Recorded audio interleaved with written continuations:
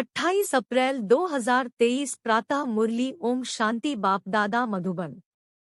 मीठे बच्चे, इस कलयुगी दुनिया का सुख काग विष्टा के समान है। यह दुनिया अब गई की गई, इसलिए इससे लगाव नहीं रखना है, आसक्ति निकाल देनी है। प्रश्न: किन बच्चों की दिल इस पुरानी दुनिया से नहीं लग सकती है? उत्तर: जो आज्ञाकारी, वफादार, निश्चय बुद्धि बच्चे हैं, उनकी दिल इस पुरानी दुनिया से लग नहीं सकती, क्योंकि उनकी बुद्धि में रहता यह तो विनाश हुई की हुई। यह तिलस्म जादू का खेल है, माया का भभका है। इसका अब विनाश होना ही है। डैम फटेंगे, अर्थक्वेक होगी, सागर धरनी को हप करेगा। यह सब होना है, nothing new. Sweet home, sweet राजधानी याद है तो इस दुनिया से दिल नहीं लग सकती। गीत जिसका साथी है भगवान। ओम शांति। यह निश्चय के ऊपर गीत है। जब बाप का बनते हैं, वह बाप आते हैं तो वह आकर हमारा साथी बनते हैं। बच्चे जानते हैं बाप जब आते हैं तभी विनाश के तूफान होते हैं। बाप आते हैं पुरानी दुनिया को खलास कर नई दुनिया स्थापन करने। अर्थक्वेक होगी, समुद्र नीचे से धरती को खा जाएगा, बरसात ऊपर से धरती को खा जाएगी। यह सब होना ही है। गीत तो उन्होंने ऐसे ही बैठ बनाए हैं। तुम ब्राह्मण कुल भूषण बच्चे जानते हो बरोबर पुरानी दुनिया का विनाश होना है। बाप आए ही हैं नई दुनिया की स्थापना करने। ब्राह्मणों को सारे विश्व का मालिक बनाते हैं। पुरानी दुनिया का विनाश कराए फिर सारे विश्व की राजाई बच्चों को वर्षे में देते हैं। तुम जानते हो बाप से नए विश्व के मालिकने का वर्षा मिलता है। यह पुरानी विश्व तो कोई काम की नहीं है। मनुष्य समझते हैं अब तो स्वर्ग बनता जा रहा है, परंतु यह सब है माया का भभका। सब चीज मुलम्मे की है, सारा राज्य मुलम्मे का है। शून्य के पानी मृग तृष्णा समान है, इसमें मनुष्य खुश होते हैं। आगे जब मुसलमानों का राज्य था तो यह एरोप्लेन, मोटरें आदि थोड़े ही थी। यह सब माया का भभका है। कितने प्लान्स बनाते हैं। बच्चे जानते हैं यह सब विनाश होने हैं। अर्थक्वेक होगी, यह डैम्स आदि सब पानी ही पानी कर देंगे। मनुष्य समझते हैं इससे सुख मिलेगा, परंतु इन सब से दुख ही मिलेगा। यह एरोप्लेन भी दुखदाई बन पड़ेंगे, बम्स गिराएंगे। तो बच्चे यह सब बातें भूल जाते हैं, इसलिए पुरानी दुनिया में दिल लग जाती है। जो बाप के आज्ञाकारी, वफादार, पूरे मददगार बच्चे बनते हैं, पक्के निश्चय बुद्धि हैं, वह तो जानते हैं कि कुछ भी हो यह कोई नई बात नहीं है। यह तो अनेक बार पुरानी दुनिया का विनाश हुआ है, सो अब होना है जरूर। वह समझते हैं बहुत नई नई चीजें बन रही है, स्वर्ग बन रहा है, और तुम बच्चे सिर्फ जानते हो कि यह तो तिलस्म जादू का खेल है। जैसे कोई पुराने सोने को रंग रूप लगाकर चमकदार बना देते हैं, वैसे इस पुरानी दुनिया को भी रंग रूप देकर चमकदार बनाने के सब तरफ प्लान्स बनाते रहते हैं। उनको यह पता ही नहीं है कि विनाश होना है। यह तो तुम ब्राह्मण ही जानते हो कि यह पुरानी दुनिया विनाश होनी है। मनुष्य तो कह देते हैं कि यह पुरानी दुनिया विनाश होगी, फिर नई दुनिया भगवान आकर स्थापन करेंगे। पहले ब्रह्मा को रचेंगे, फिर उनसे मनुष्य सृष्टि पैदा होगी। सो तो पता नहीं कब होगा।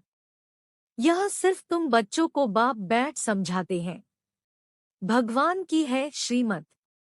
अब श्रीमत जब कहा जाता है तो जरूर समझना चाहिए यह तो ऊंच भगवान की ही मत है। श्रीमत ब्रह्मा की व विष्णु की नहीं कहते हैं। भगवान आकर ब्रह्मा तन से श्रीमत कैसे देते हैं यह मनुष्य नहीं जानते हैं। वह समझते नहीं ब्रह्मा फिर नीचे कैसे आता है, वह तो है सूक्ष्मवतनवासी। तो इन सब बातों को न जानने के कारण श्री कृष्ण का नाम दे दिया है।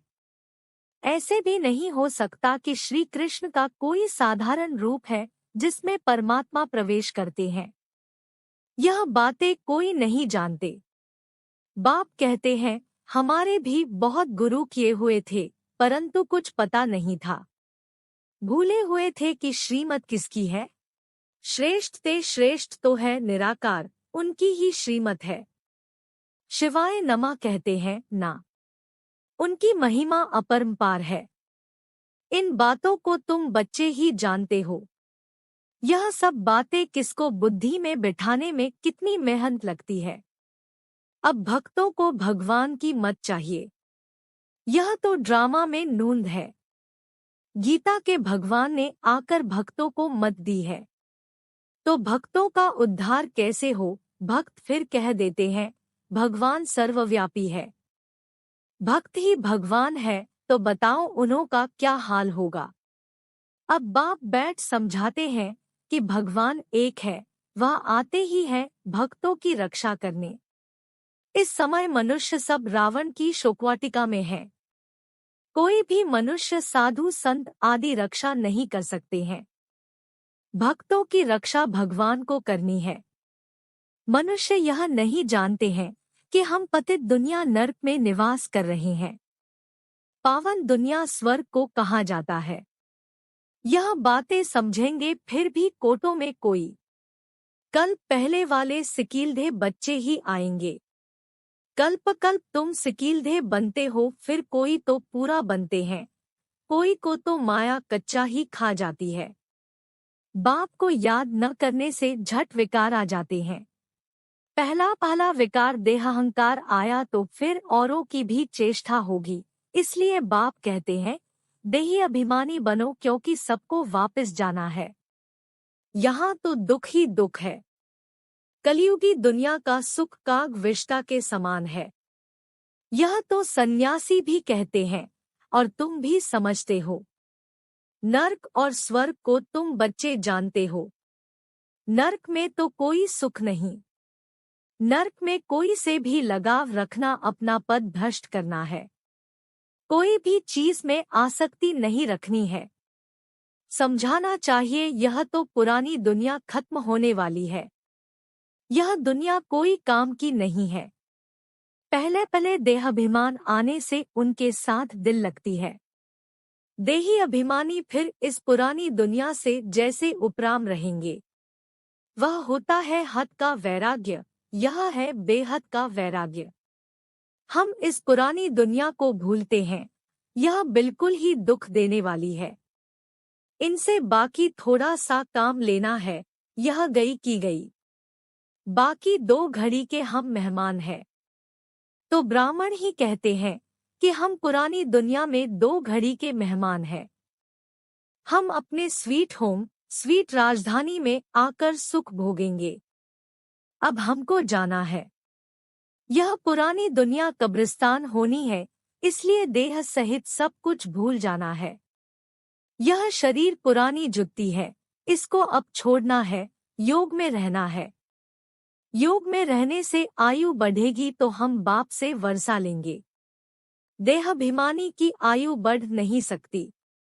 उनका देह से प्यार हो जाता है। कोई का शरीर अच्छा है तो देह से प्यार होता है। अच्छी रीति मलते रहेंगे, जैसे बर्तन मले जाते हैं। जितना तुम योग में रहेंगे उतना आत्मा प्योर होती जाएगी, फिर लायक बनेंगे नया बर्तन लेने के। हम शरीर को भला कितना भी साबुन, वैसलीन, पाउडर आदि लगाएं, फिर भी पुराना शरीर है ना।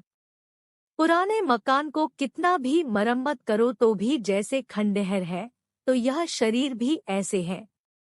अपने से ऐसी ऐसी बातें करेंगे तब बाप और वर्षे से दिल लगेगी, और कोई चीज से दिल नहीं लगानी है। मैं आत्मा हूँ, बाप के पास जाने वाली हूँ। बाप को याद करने से फायदा होता रहता है। आयु बढ़ती रहती है। आत्मा समझती है मैं योगबल से प्योर होती जाती हूँ। यह मेरा शरीर कोई काम का नहीं है। भला सन्यासी पवित्र रहते हैं, परंतु शरीर तो फिर भी पतित है ना। यहाँ कोई का भी शरीर शुद्ध नहीं हो सकता। वहाँ शरीर विष से नहीं बनता। यह बातें तुम बच्चे ही जानते हो। अगर स्वर्ग में भी विकारों से ही पैदाइश होती तो फिर उनको निर्विकारी क्यों कहते? वहाँ तो आत्मा और शरीर दोनों पवित्र होते हैं। तुम जानते हो इस समय 5 तत्व भी आयरन एजेड है, तो शरीर भी ऐसे मिलते हैं। बीमारी आदि हो जाती है, वहाँ कभी शरीर बीमार हो न सके। यह सब समझने की बातें हैं। वहाँ तुम्हारे शरीर भी नए बनते हैं। सतोप्रधान प्रकृति बन जाती है। वहाँ यह दवाइयाँ आदि कुछ नहीं होती। शरीर चमकता रहता है। काया कंचन समान बन जाती है। अभी तो लोहे की है। वंडर है ना काया कैसे बदलती है। कोई पॉलिश तो नहीं की जाती है। काया एकदम कंचन समान हो जाती है, उसको गोल्डन एज कहा जाता है।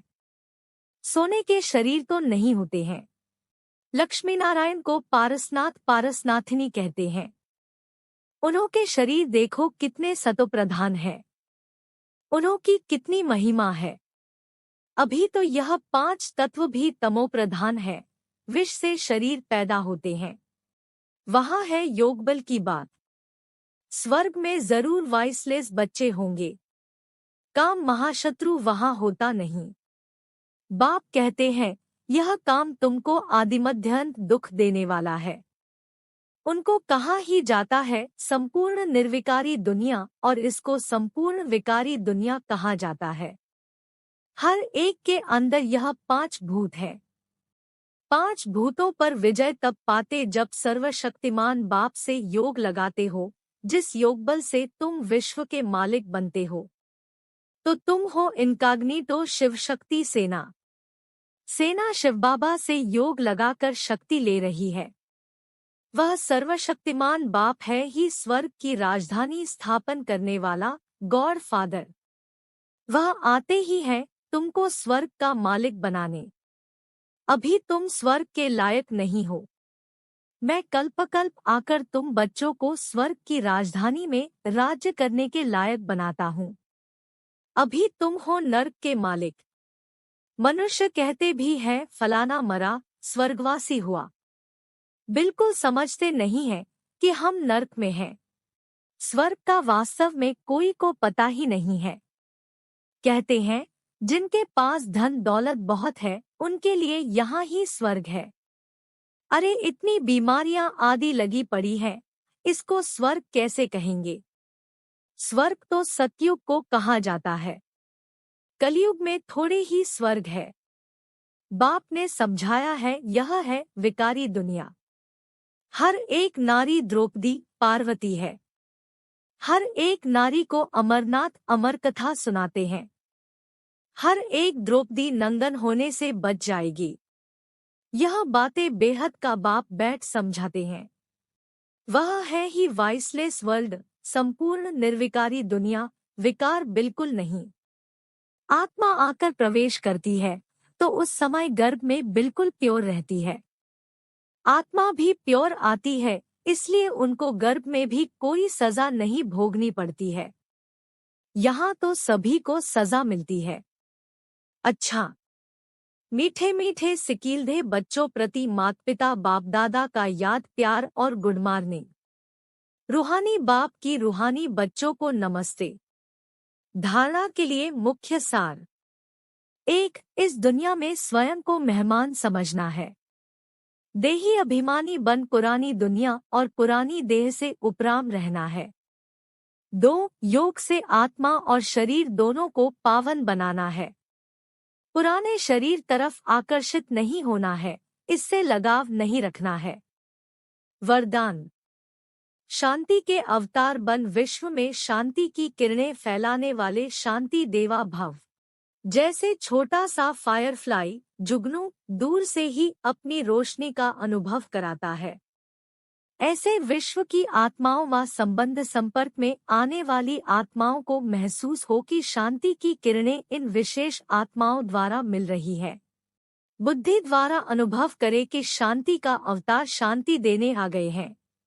चारों ओर की अशांत आत्माएं शांति की किरणों के आधार पर शांति कुंड की तरफ खिंची हुई आएं। इस शांति की शक्ति का अभी प्रयोग करो। स्लोगन: जिनका स्वयं पर व्यक्तिगत अटेंशन है वे अंतर्मुखी बनकर फिर बाह्य मुखता में आते हैं।